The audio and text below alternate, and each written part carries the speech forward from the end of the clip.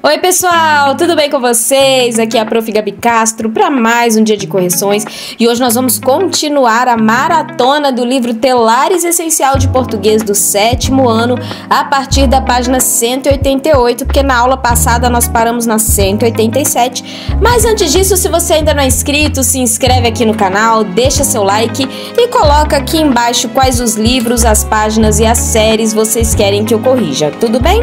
Então, como você já sabe, maratona é quando a gente faz as correções até acabar o livro completo. Então, na última aula, como eu acabei de dizer, nós paramos na página anterior, 187, e aí a gente vai dar continuidade aqui sobre contos. Então, aqui tem um conto maravilhoso com uma leitura que eu espero que você já tenha lido, então essa parte a gente vai pular. A parte aqui também da 189, a gente vai pular a parte da leitura e vamos direto para a interpretação de texto, aonde no número 1 nós já temos uma resposta pessoal. Vocês sabem que resposta pessoal você tem que pensar, então vamos pro 2. O 2 é o seguinte, ó, releia esse trecho do conto e a letra A diz o seguinte: o sábio e os jovens estudiosos são os personagens do conto. Explique com as suas palavras como quase todos os jovens interpretaram a recomendação do sábio. Então é isso aqui, ó. Eles entenderam que se vestir como os campos era representar nas roupas as cores dos elementos da natureza.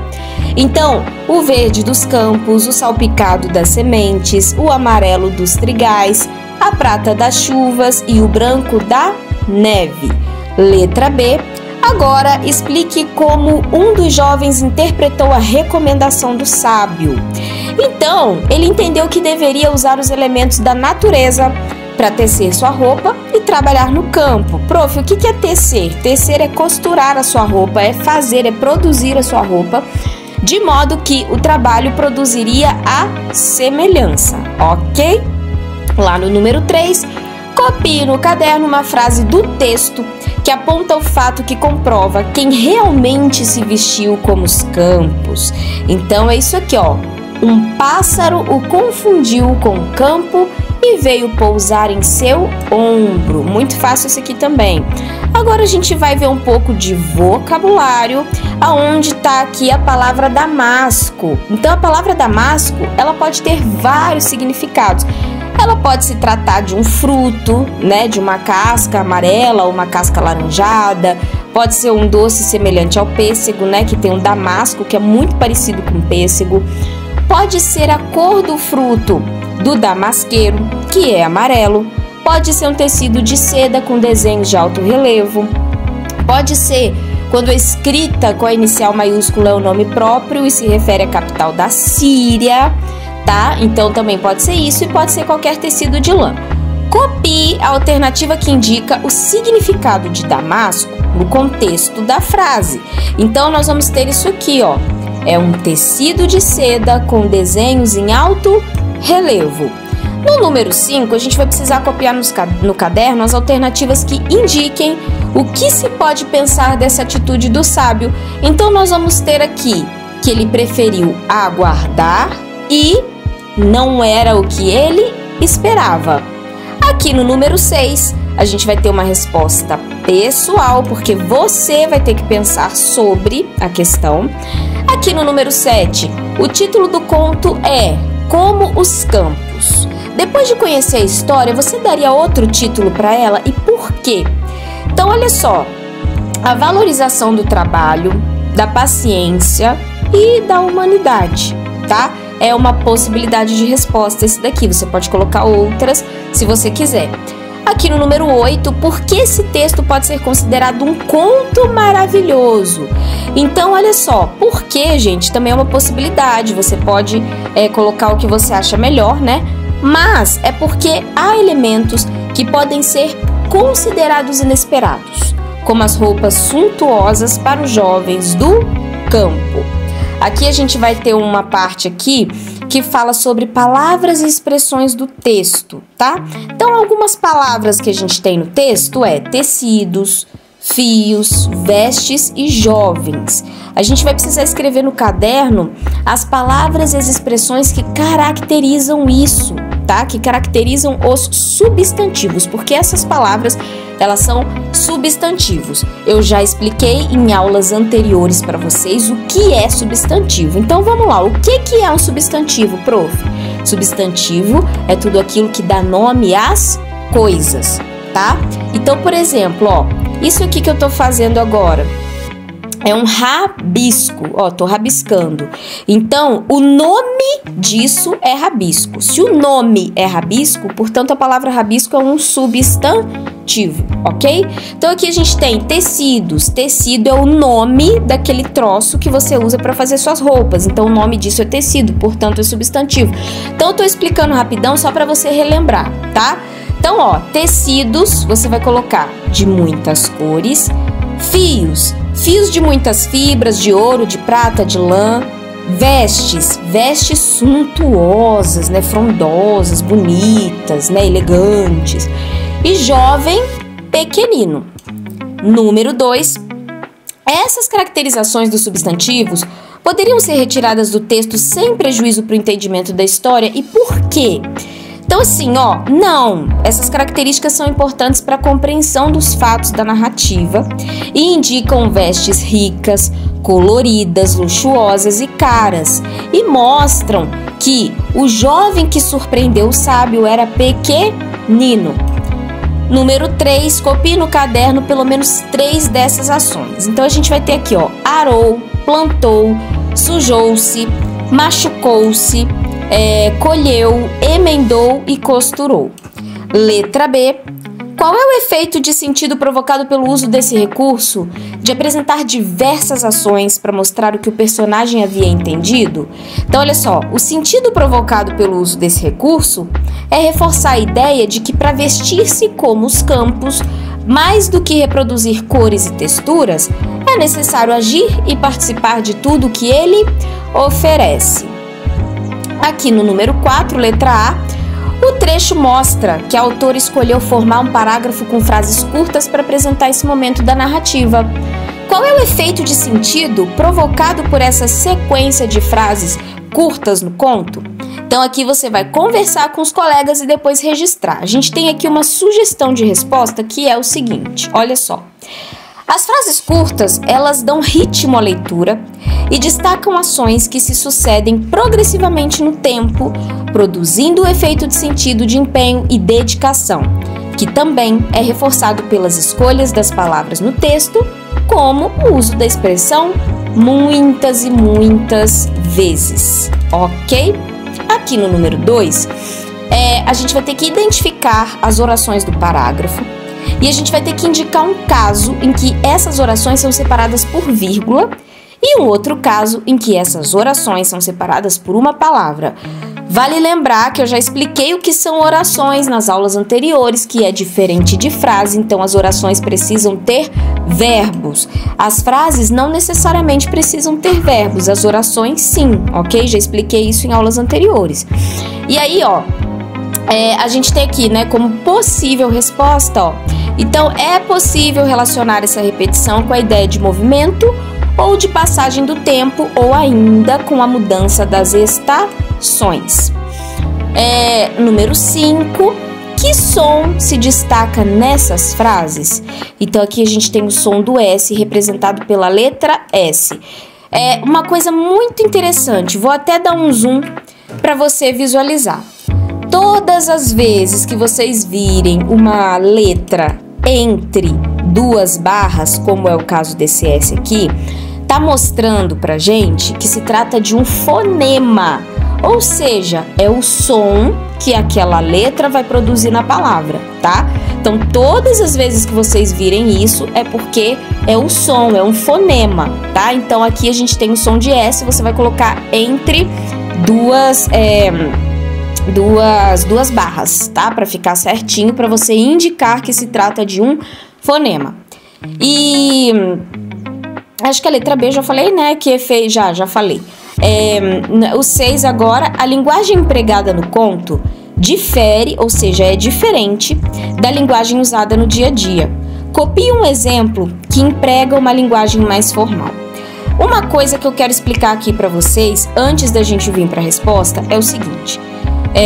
Todas as vezes que a gente vai ler um enunciado de uma questão, é importante você conhecer todas as palavras para você entender a pergunta da questão. Por exemplo, a palavra difere, eu acabei de explicar para você que é a mesma coisa que diferente. E assim, tem alguns professores, por exemplo, que na hora de ler a pergunta, ele lê rapidão e não explica o que significa. Quando isso acontecer, você pode dar um Google ou pesquisar no dicionário para você não ficar com dúvida. Porque se você ficar com dúvida na pergunta, como é que você vai dar a resposta, né? Então eu procuro sempre fazer isso nas aulas, explicar para vocês exatamente o que a questão está pedindo, tá? Porque senão você não consegue entender. Então vale essa dica, porque quando eu tinha a idade de vocês, eu ficava com muita raiva. Por quê? Porque eu não entendia o que estava sendo pedido. Eu achava muito difícil, eu achava que era coisa de adulto, sabe? O jeito como eles escreviam as questões.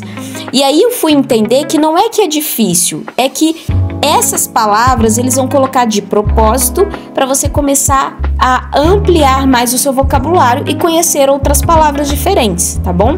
Então eu sempre vou explicando para vocês o que significa as palavras para vocês ampliarem o vocabulário e não ficarem só assim no basicão, beleza? Então, ó, a linguagem empregada no conto difere da linguagem usada no dia a dia, ou seja, aqui tá falando o seguinte: a linguagem no conto, ela é de um jeito. Agora, no dia a dia é diferente, a gente usa outro tipo de linguagem. E aí, a gente tem que fazer um exemplo que emprega a linguagem mais formal. Lembra que eu te expliquei que formal... Peraí... É que eu ainda tô gripada, gente, desculpa. Eu sempre vou dar uns espirros assim, vocês já estão acostumados, né? Lembra que eu expliquei pra vocês que linguagem formal é só você lembrar de forma? Então, por exemplo, eu vou fazer um bolo. Aí o bolo tá com aquela massa toda desmilinguida. Pro bolo ficar certinho, eu preciso colocar ele numa forma. Então, linguagem formal é aquela linguagem certinha, aquela linguagem redondinha, aquela linguagem chique, elegante, tá? Então, nossa, expliquei até demais, mas enfim. E ainda tem gente que fala que eu não explico, né, gente? Pelo amor de Deus, muda de canal e sai daqui se tá achando ruim, porque, nossa, olha o tanto que eu expliquei agora. Mas enfim, ó, possibilidades, ó.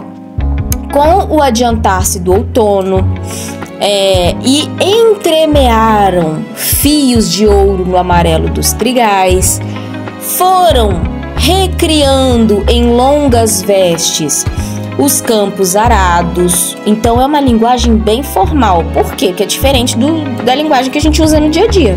Se você chegar, por exemplo, no mercado falando isso, ou em qualquer lugar, foram recriando em longas vestes os campos, as pessoas vão falar: gente, essa pessoa bateu com a cabeça, pirou, tá doida, né? Então, é isso que tá falando aqui no 6. Próximo, e aqui são só alguns exemplos, mas você não precisa colocar todos, tá?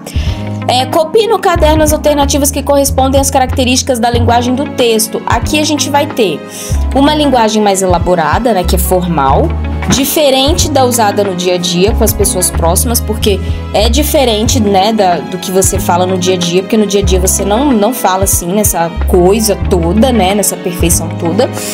E nós temos também construções de frases que não são comuns no uso do cotidiano, ou seja, frases que a gente não usa no nosso dia a dia, ok? Número 8. As vozes do discurso dizem respeito às falas e aos pensamentos dos personagens e também à voz do narrador nas narrativas de ficção. Então, olha só, nesse conto, qual é a voz que predomina? A voz que predomina é a voz do narrador, tá? Então, é a voz que vai predominar aí nesse texto. Agora, engraçado, eu não falei a letra B não, gente, eu achei que eu tinha falado a letra B, porque a letra B tá aqui. Bom, mas enfim, então vamos voltar pra letra B, que eu acho que eu não falei a letra B. Eu não falei a letra B do 4, me desculpe, eu acho que eu não falei mesmo não, né? Nossa, que doideira, agora até eu confundi. Bom, enfim, indique as orações do parágrafo e indique um caso em que as orações são separadas por vírgula e um caso em que as orações são separadas por alguma palavra. Então, engraçado, eu achei que eu já tinha falado do 4, mas enfim. É isso aqui, ó. A gente tem a roupa rasgou-se, o tecido puiu-se, né? Enfim, essa parte aqui toda. Nossa, que agora até eu confundi. Não sei se eu tinha falado, se eu não tinha falado, mas enfim, né? Vamos para o próximo. Vamos reler, então, o único diálogo do texto e depois de reler a gente vai responder de quem que é a primeira fala. A primeira fala aqui é dos jovens que acompanhavam o sábio. E depois, essas falas elas foram indicadas por verbos de dizer, empregados antes ou após a fala do personagem. Agora a gente tem que copiar esses verbos. Quais são eles? Perguntaram e respondeu. 10. Considerando que no discurso indireto o personagem não fala diretamente, é o narrador que conta o que o personagem falou, reescreva a fala desse trecho empregando o discurso indireto. Gente, discurso indireto também é uma coisa que já foi muito falado em aulas anteriores, eu já expliquei bastante. Discurso indireto aqui mesmo já está explicando. Não é o narrador que fala diretamente. Por exemplo, se eu falar para você assim, a minha professora me disse que eu preciso estudar mais. Essa frase é uma frase de discurso indireto, porque eu tô te contando uma coisa que a minha professora falou. Então eu tô te contando, então é um discurso indireto. Agora vamos supor que eu sou a sua professora, e na verdade eu sou, né? Sou professora online. Aí eu viro pra você e falo assim, ô cara de pau, você precisa estudar mais. Então eu estou falando diretamente com você. Ninguém te contou, você está ouvindo diretamente da minha boca, portanto se trata de um discurso direto.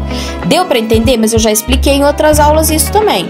Então como que vai ficar aqui, reescreva a fala desse trecho empregando o discurso indireto. Então você vai ter que contar o que foi dito, tá? Então, aqui está no discurso direto, Senhor, como devemos vestir-nos? Ele está falando diretamente. Aí você vai colocar assim, aqueles jovens dele se aproximaram e perguntaram como deveriam se vestir. Então, o discurso indireto, você vai contar o que foi dito. Deu para entender? Deu sim, né, prof? Então tá bom. Então deu para entender, né? Então ótimo, beleza. Então, releia o texto como os campos e copie no caderno a alternativa que corresponde à característica do narrador nesse conto. Então aqui a gente vai ter a opção B, que é um narrador observador, tá? Então ele vai contar os fatos com distanciamento sem participar da história. O próprio nome já diz, o narrador observador é aquele que tá só bisoiando o que tá acontecendo, mas ele não tá participando da história. Sabe assim quando tem uma treta no banheiro da sua escola? Tipo assim, duas meninas se pegam no banheiro, rola uma treta no banheiro. Aí você fica de fora só observando, tipo, você não tá no meio da treta, mas tu fica de fora só observando. E aí depois você vai e narra o que aconteceu pra professora. Você chega pra professora de educação física e fala, nossa, prof, nem te conto. As duas se pegaram lá no banheiro por causa daquele vôlei lá que você deu agora. Nossa, eu nem te conto. Olha, uma pegou o cabelo da outra, foi um horror. Nossa, prof, vai lá ajudar, que coisa horrível. Nossa, que falta de educação, que falta de respeito. Aí então, quer dizer, você narrou o que aconteceu pra sua prof e você foi um narrador observador. Por quê? Porque você viu o que aconteceu, você viu toda a história, toda a treta, tudo que se desenrolou lá, mas você não participou da história, ou seja, você não participou da treta, mas tu sabe tudo o que aconteceu. Ou seja, você é uma pessoa fofoqueira. Deu pra entender, meu amor? Deu, né? Então tá bom, vamos lá pro próximo. Então é esse aí. 2. Copie no caderno um trecho que comprove a sua escolha sobre o tipo de narrador. Então aqui a gente vai ter assim, tem várias possibilidades de resposta, né, no texto, porque a maioria dos verbos está no pretérito perfeito conjugado na terceira pessoa. Prof, o que é pretérito perfeito? Vai nas aulas anteriores que eu também já expliquei, porque se eu ficar explicando tudo toda hora, a gente vai agarrar no vídeo, tá bom? Então vai nas aulas anteriores, tá? Porque senão isso daqui vai virar um longa-metragem, bem longo, né? Então vai nas aulas anteriores desse livro aqui, Telares Essencial, que o livro tá completinho para você, dividido aí em maratonas, dividido em correções, ok? Ok, prof. Então olha só, copie no caderno o quadro a seguir e complete-o respondendo as perguntas sobre o conto. Então a gente vai ter assim, ó, os personagens dizem, né? O sábio, os jovens, um jovem pequenino. Os personagens dizem, não, os personagens são esses, né? O narrador é um narrador observador, como você acabou de ver, e ele está em terceira pessoa, né? Então, o narrador, ele não fica falando, eu vi, não, ele está em terceira pessoa, então não tem o pronome eu empregado no texto.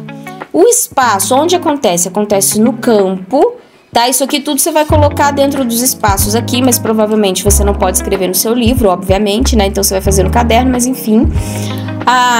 E até tá falando, né, que é pra copiar no caderno. Nossa, deixa de ser lerda, prof. Tudo bem, vamos continuar, né? Tira essa parte, mas enfim. O tempo vai ser no passado, marcado pelas estações do ano. Então tem outono, inverno e primavera. E aí o enredo. Ô, gente, o enredo são as ações, é a história, o que tá rolando, né? Então, o que tá rolando, o enredo, né? O que tá rolando? Os jovens perguntam a um sábio como se vestir no final do outono. O sábio responde a pergunta dos jovens e as interpretações deles são diferentes. Então, alguns produzem vestes suntuosas, imitando as cores do campo, e um deles entrega-se ao trabalho com roupa de algodão que teceu, ou seja, que costurou, enfim, que produziu, né? Beleza. Aqui tem a parte do enredo, copie no caderno o quadro a seguir e transcreva as frases nas partes adequadas. Então aqui vai ficar assim, ó, de novo, a gente vai fazer o quadrinho, ó. Qual que é a situação inicial, prof, né? Situação de equilíbrio. Então, ó, os jovens, eles acompanham o sábio e eles ouvem os ensinamentos dele. Qual que é o conflito? Os jovens perguntam aos sábios sobre como se vestir nos dias frios e eles saem à procura de material para suas vestes. E qual que é o clímax? O clímax, você já sabe que é o momento de maior tensão da história. Tipo, o clímax é o babado da história. Sabe quando você tá assistindo um filme? Que você tá lá de boa vendo filme. Aí, de vez em quando, você levanta, vai no banheiro, faz aquele pipizão básico, bebe uma água. Mas aí chega o clímax. O clímax é aquela parte que você fala assim, não posso sair daqui não posso nem fazer um xixi, agora eu tenho que ficar, que agora o bicho vai pegar. Então isso é o clímax, tá? Então, ó, é o momento de maior tensão da história. Então, um dos jovens não faz a sua roupa como os demais. Babado, prof. Pois é. Desfecho. Presta atenção. Desfecho é porque assim, alguns alunos, eles não conseguem decorar algumas palavras que são essenciais na interpretação de texto, tá? Então, pensa comigo, desfecho. Pensa nessa palavrinha fecho. Agora lembra do fecho da sua calça, ou do verbo fechar mesmo. Então, o que é o desfecho? O desfecho é o final da história, como a história se fecha, sabe? Pensa assim, pensa nesse macete que eu tô te ensinando, que aí você nunca mais vai esquecer, porque senão você chega na hora da prova e fala, nossa, gente... Ai, a prof me falou o que era desfecho, mas eu esqueci. O que é esse negócio? O que é esse trem mesmo, gente? Eu esqueci. Ai, senhor, me ajuda. Lembra disso. Desfecho. Fecho de fechar a calça, de fechar o zíper, fecho da mochila. Quando você fecha a mochila, acaba tudo. Você fechou a mochila, foi pra escola. Você fechou a calça, acaba tudo. Não dá mais pra mijar, não dá mais pra fazer xixi. Certo? Prof, certo, né? De vez em quando eu faço xixi nas calças. Não me conta. Essa parte não me conta, pula. Então, fechou a história, acabou. Então, o desfecho é quando, tipo, fecha a história, acabou. É a resolução do conflito. Então, olha só. Um pássaro confunde as roupas do jovem com o campo e pousa no seu ombro, deixando o sábio satisfeito com a ação do jovem. Belezinha? Belezinha, prof. Então, vamos lá. Agora que a gente vai no caderno, a gente vai colocar o que corresponde a cada um dos momentos, tá? Então aqui, ó, a gente tem o conflito, o clímax e o desfecho. O que corresponde ao conflito? O conflito é a segunda frase do parágrafo 1 até o final do parágrafo 5. Então aí é o conflito. O clímax, na hora de maior tensão, na hora que o bicho pega, onde que tá isso? Tá lá nos parágrafos 6 e 7. E o desfecho, que eu acabei de explicar, parágrafos 8 e 9. Então vamos lá. Número 1, releia o primeiro parágrafo do conto. Que palavra marca a passagem da situação inicial para o conflito? Então é a palavra porém. Aí no número 2 diz assim, ó, leia novamente os trechos indicados a seguir e depois escreva no caderno as palavras que marcam o parágrafo em que se inicia o clímax da narrativa. Então, é a palavra só. Letra B, o parágrafo em que ocorre o desfecho da história. Aí a gente tem o agora. Aqui no número 3, que sentido expressam as palavras de ligação no trecho? Então, sentido de tempo. Aqui no número 4, que ideia expressa a palavra destacada nesse trecho? Aí a gente tem a ideia de adição. Lembra que a gente viu nas aulas anteriores que eu expliquei para vocês o que é a ideia de adição, ideia de contradição? A gente tem a parte de coesão textual também, que eu já expliquei o que é. Então, tudo isso que a gente já viu nas aulas anteriores. E quando a gente tem essa palavrinha e, ó, ele arou e plantou, ou seja, ele fez duas coisas, então é uma ideia de adição. Ó, muitas e muitas vezes é uma ideia de adição. Isso daqui não tem nem muito o que explicar, porque isso daqui é fácil demais, né? Que é moleza senta no pudim, né, meu amor? Isso daqui é muito fácil. Vamos lá pro próximo. Qual é o tempo verbal predominante que indica quando aconteceram os fatos? Dê exemplos. Lembra? Predominante é assim, é a maioria, quer dizer, não vai ser no texto todo, mas a maioria do tempo verbal tá no pretérito perfeito, tá? Então, algumas sugestões aqui, ó. Os jovens então subiram a uma colina, é um exemplo. Você não precisa colocar todos os exemplos, tá? E entremearam fios de ouro no amarelo dos trigais. Nossa, prof, que chique, né? Pois é, gente. Português é chique demais. Olha só que gastou pra falar essa frase, né? Nossa, prof, gastou mesmo. Pois é. E você falando aí, nós vai, nós vem, nós volta. Pelo amor de Deus, né, gente? Fala o português correto. Não fica falando igual doido, não. Fala um português bonitinho, né? Não precisa falar assim também, tão bonito, né? Mas também não precisa falar tão feio, né? Nós vai no banheiro, viu, prof? Nossa senhora, dói o ouvido. Dói o ouvido. Mas enfim, vamos lá para a letra B, né? Como é possível saber a duração dos fatos narrados nesse conto? Então, ó, pela indicação de que os fatos têm início no final do outono e continuam ao longo do inverno e terminam no começo da primavera, ok? Vamos lá para a última página, então, que é a página dos quadrinhos. Hoje eu queria fazer uma aula maior, né? Porque geralmente eu tô fazendo 1 hora de aula diretão, né? Para fazer as maratonas. Mas como eu tenho um compromisso agora há pouco, aí vocês vão ficar tipo só com umas meia hora, 40 minutos mesmo de aula e é isso aí, né? Então vamos lá. No caderno, copie o esquema a seguir, substituindo os símbolos por uma das palavras ou expressões. É aquele quadrinho que vocês já estão careca de saber, que a gente já sabe, que tem que completar. Como que a gente vai completar isso aqui? Olha só. O conto maravilhoso, ele é o quê? Ele é uma narrativa de fatos imaginados, em que a realidade e fantasia se misturam. Já começa por aí. Por isso que é um conto maravilhoso, tipo, ou seja, é uma viagem na maionese, né? Então é um conto maravilhoso, é uma viagem na maionese. Por isso são narrativas e fatos imaginados, certo? Qual que é a intenção? Para que serve esse texto? É para contar uma história que estimula a fantasia, a imaginação, o sonho. Tipo, prof, então quando eu era pequenininha, né, pequenininho, daí a minha mãe falava pra mim, minha tia, meu avô, meu primo, sei lá quem, falava pra mim que o Papai Noel existia e que ele ia descer pela minha chaminé, sendo que a minha casa nem chaminé não tem. Então isso era uma fantasia? Pois é. Então os contos é tipo assim, uma viagem na maionese. Tu fica viajando na maionese, imaginando um monte de coisa. Pra quê? Para estimular a fantasia, que isso é muito bom para você ter criatividade, mas não vai ficar viajando demais na maionese, inventando um monte de coisa e saindo contando por aí não, porque os outros vão falar que você é mentiroso, que você é doido, tá? Então tá bom. Aí, linguagem e construção. A linguagem que pode ser mais elaborada, é uma linguagem que pode ser mais elaborada, que a gente não usa no dia a dia, mas é uma linguagem mais chique, entendeu? E aí, olha só, geralmente há uso de verbos no pretérito, que é a mesma coisa que passado. Pra quê? Pra mostrar o decorrer do tempo, né?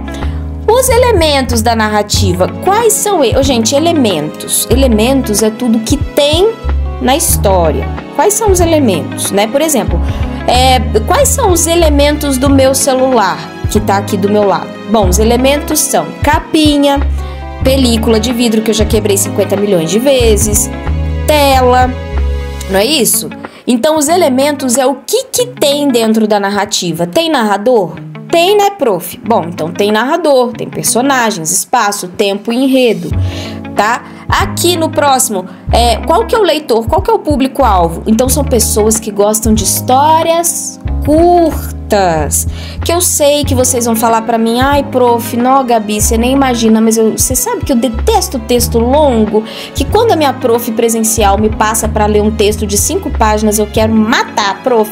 Gente, todo mundo na sua idade, no 7º ano, quer textos curtos, ninguém quer texto de 5 páginas, então isso é normal, não precisa achar que isso é pecado, porque isso é normal, tá? Então são pessoas que gostam de histórias curtas, por isso que eu acho que você gosta de um conto, porque é bem mais curtinho, né, do que os textos anteriores, né, de reportagem, de teatro, que a gente viu nas aulas anteriores, não é isso? É isso, prof! Bom, então a gente vai finalizar a página 194. Amanhã a gente continua com o 7º ano. Lembrando que eu fiz lá dentro da comunidade no YouTube uma votação para saber qual vai ser a próxima maratona. E a série que ganhou foi o 5º ano. Então se preparem que o 5º ano também vai ter a sua maratona com as correções e explicações aí para ficar com os livros completos, ok? E se você gostou dessa aula, não esquece de compartilhar com seus colegas, deixar aqui embaixo seu comentário e eu te espero para nossa próxima aula. Até lá! Tchau!